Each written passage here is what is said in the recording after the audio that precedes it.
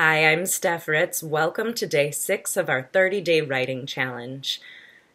I wanted to give Debbie Howard a heads up congratulations for consistently writing every single week for the last 20 weeks. Debbie came to my writing retreat in the Redwoods called Write Your Book in Paradise last March, and she's returning this September, knowing that I'm expecting to see a rough draft from her of her book. And I am thrilled, delighted, and congratulations, kudos, Debbie, for actually committing to bringing your heart message forward. Very proud of you. And with that, we're going on to day 6. And the question, which is, who were you 10 years ago?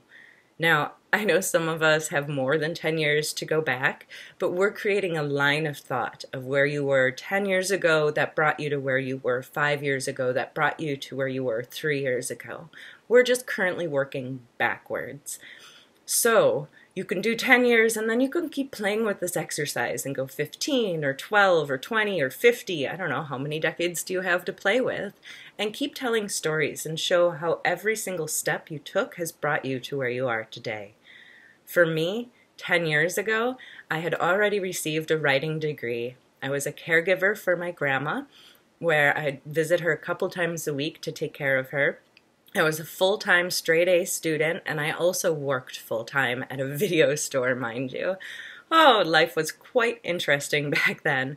And exactly 10 years ago, I was running a local chapter at my college for a national organization.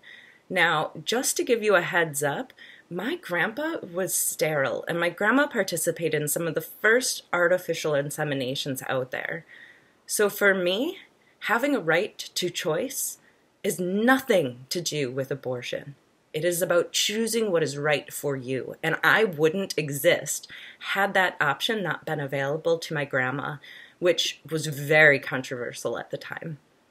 So with that note, I wanted to give you a heads up that exactly 10 years ago, I was running a pro-choice chapter on my campus.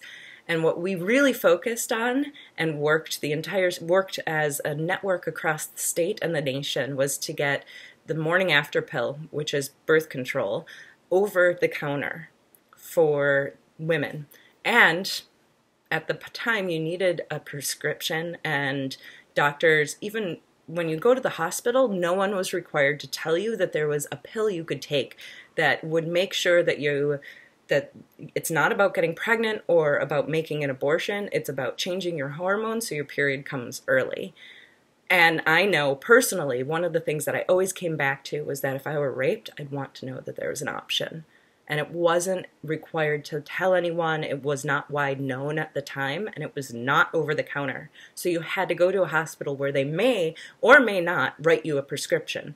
At the time, anything that was a religious affiliated hospital would refuse to give prescriptions. It was ridiculous. It's birth control. At least that's how I felt. And knowing that and looking at my entire life, I've always been an advocate for what I felt was right and for the right of choice. It's the same thing today, that you get to choose what you do with your life. You get to choose the business you run, whatever it is that you're doing, you get to choose. Your life is designed based on the choices that you have made and the choices that you're getting ready to make. And you know what? That's a pretty beautiful thing. Like how I get to go play or spend 5 hours reading all of your posts. That's my choice. That's how I get to play, and I love it. And I love this month to give back. It has always been who I am. It will continue to be who I am. So with that, again, the question is, who were you 10 years ago, or 20, or 30, or? So like this, comment, let me know you've seen it and what it's bringing up for you. And whatever you do, just write, write, write.